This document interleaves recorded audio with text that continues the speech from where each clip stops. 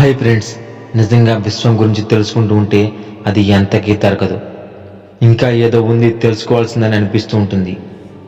ఇంకా ఈరోజు విషయం ఏమిటంటే, మన సూర్యుడు ఒక నక్షత్రం అని అందరికీ తెలుసు. ఒక నక్షత్రం తన శక్తిని కోల్పోయి ఆ నక్షత్ర కేంద్రం యొక్క అమితమైన ఆకర్షణకి కుదించిపోయి చివరికి పేలిపోతుంది. అలా జరగడాన్ని సూపర్ నోవా అంటారు. మరి మన సూర్యుడు కూడా తన చివరి దశలో ఇలాగే పేలిపోతాడన్న అనుమానం వచ్చే ఉంటుంది. అవును, మన సూర్యుడు కూడా ఇలాగే పేలిపోతాడు. కానీ ఇది జరగాలంటే ఇంకా కొన్ని కోట్ల సంవత్సరాలు పడుతుంది. కొన్ని సూపర్ నోవాలు తమకున్న విపరీతమైన ఆకర్షణ శక్తి వల్ల బ్లాక్ హోల్గా మారుతాయి. ప్రతి నక్షత్రం బ్లాక్ హోల్గా మారుతుంది అంటే దానికి సమాధానం కాదు. ఏదైనా ఒక నక్షత్రం బ్లాక్ హోల్గా మారంటే కొన్ని లక్షణాలు కలిగి ఉండాలి. పరిమాణం, దానికి ఉన్న ఆకర్షణ శక్తి ముఖ్య పాత్ర పోషిస్తాయి. సూపర్ నోవా ఈ పదం ఎక్కువగా గుర్తుపెట్టుకోండి. ఒక నక్షత్రం తన శక్తిని కోల్పోయి పేలిపోయినప్పుడు దాని కేంద్రంకి ఆకర్షణ శక్తి ఎంత ఉంది, అలాగే ఆ నక్షత్రం యొక్క పరిమాణం ఎంత ఉందో దాన్ని బట్టి వీటిని 3 భాగాలుగా విభజించారు. నక్షత్రం యొక్క పరిమాణం చిన్నదైతే దానికి ఆకర్షణ శక్తి కొంచెం తక్కువగా ఉంటుంది. అందువల్ల అది బ్లాక్ హోల్గా మారుతూ అలాంటి వాటిని న్యూట్రాన్ స్టార్ అంటారు. వీటి బరువు చాలా ఎక్కువగా ఉంటుంది. ఒక చెంచాడు న్యూట్రాన్ స్టార్ బరువు 10 కోట్ల టన్నుల దాకా ఉంటుంది. మన భూమి మీద అయితే ఇంతే బరువు. నక్షత్ర పరిమాణం పెద్దగా ఉంటే, మన సూర్యుడి కంటే ఒక 20 రెట్ల అధిక పరిమాణం కలిగి ఉంటే అలాంటి నక్షత్రాలు బ్లాక్ హోల్గా మారుతాయి. అంటే మన సూర్యుడు బ్లాక్ హోల్గా మారే అవకాశం లేదు. ఇలాంటి బ్లాక్ హోల్స్ని స్టెల్లార్ బ్లాక్ హోల్ అంటారు.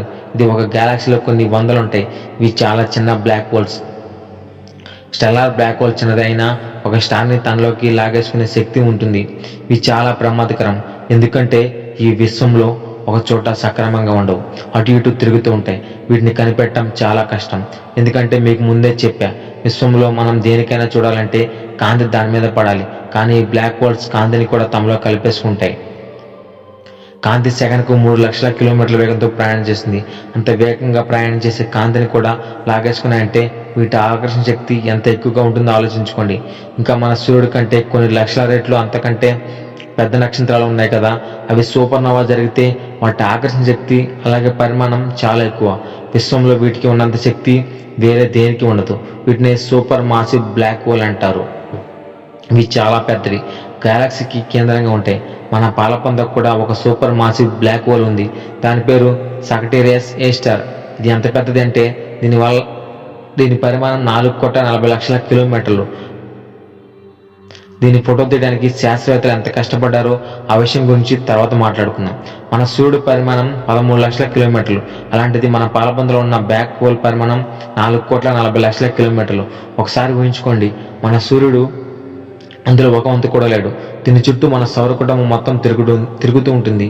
మన భూమి నుంచి 2700 కాంతి సంవత్సరాల దూరంలో ఉంది కాబట్టి మనకి ఏ సమస్య లేదు. బ్లాక్ హోల్ చుట్టూ ఒక ఆరిజిన్ అడ్డంగా ఒక రింగ్ లాగా ఉంటుంది. ఆ రింగ్కి బయట ఉన్నంత వరకు ఏమీ ప్రమాదం ఉండదు. ఒకసారి ఆ రింగులోకి ప్రవేశిస్తే తిరిగి రావటం అంటూ ఉండదు. బ్లాక్ హోల్లో సమయం చాలా నిదానంగా నడుస్తుంది.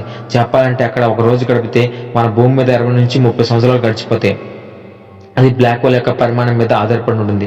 పెద్ద బ్లాక్ హోల్ అయితే ఇంకా ఎక్కువ సమయం పట్టొచ్చు. మన సూర్యుడి చివరి దశలో ఉన్నప్పుడు న్యూట్రాన్ స్టార్గా మారుతాడు తప్ప బ్లాక్ హోల్గా మారలేడు. మన పురాణాల ప్రకారం విశ్వం అలాగే దేవుణ్ణి ఎలా వర్ణించారో ఇప్పుడు తెలుసుకుందాం. మనకు తెలిసిన దేవుళ్ళు మహావిష్ణువు, మహాశివుడు, బ్రహ్మ, విష్ణువు యొక్క నాభి నుండి వచ్చారని మనందరికీ తెలుసు. మహావిష్ణువు ముందు ఆవిర్భవించాడా లేక మహాశివుడా? శివుడు ఆది దేవుడు అని అంటారు, అందరికీ తెలుసు. శివుడిని లింగాకారంలో పూజిస్తాం కదా, ఎందుకు? మిగిలిన దేవుడులందరినీ విగ్రహాలు పెట్టుకొని పూజిస్తే ఒక శివుడిని మాత్రం లింగాకారంలో పూజిస్తాం. మీరు ఒక విషయం చెప్పాలి, శివం వేరు, శివుడు వేరు, రెండు ఒకటి కాదు. ఎందుకు చెప్పానో మీకు ముందు తెలుస్తుంది. మొట్టమొదట ఈ విశ్వంకి మూలం ఒక శక్తి. ఆ శక్తి పేరు శివం. అందులోంచి మొదట వచ్చిందే ఓం అనే శబ్దం. ఆ శక్తి 2 భాగాలుగా విభజన జరిగింది. ఆ 2 భాగాల్లో ఒకదానికి మహావిష్ణువు అని, ఇంకో భాగానికి మహాశివుడు అని నామకరణం జరిగింది. ఇక్కడ మీరు ఒకటి గుర్తుపెట్టుకోవాలి, అదేంటి అంటే శివుడు లేనిదే విష్ణువు లేడు, అలాగే విష్ణువు లేనిదే శివుడు లేడు. అంటే ఇద్దరు ఒకటి, ఇద్దరు సమానమే. ఈ 2 శక్తులు ఉద్భవించిన తర్వాత మహావిష్ణువు, మహాశివుడు ఇద్దరు తపస్సు చేశారు జ్ఞానం పొందడానికి.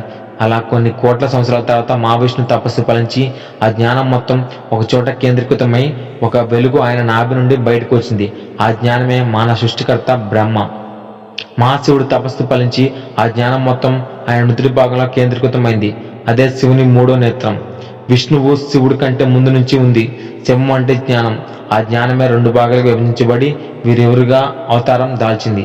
మీకు బాగా తెలిసిన కథనే మళ్ళీ చెప్తున్నా, ఏమనుకోవద్దు.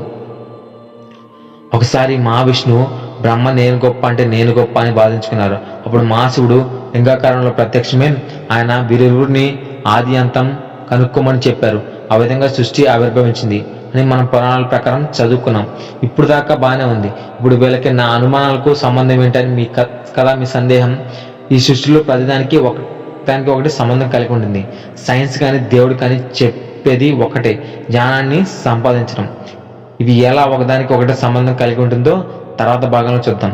తర్వాత భాగం ఉంటుంది. మీలో కొంతమందిని ఊహించని రీతిలో ఏ విధంగా ఆలోచించాలి, మన ఋషులు ఎంత గొప్ప వాళ్ళో అన్నీ వస్తాయి. చాలా అంటే చాలా ఆసక్తిగా ఉంటుంది. Don't miss that episode. Thank you friends.